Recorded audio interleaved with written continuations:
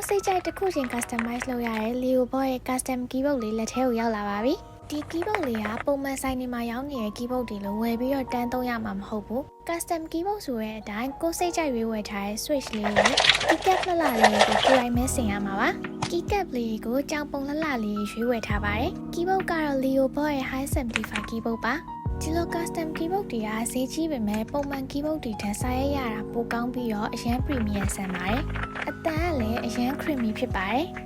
keyboard လေးကဆင်လိုက်တော့တော်တော်လေးကိုနုဖတ်ဥအပ်ပြီးတော့ချစ်စရာကောင်းတာပါစာရိုက်ရတာလက်စိမ်ခံလို့တော်တော်ကောင်းပါတယ်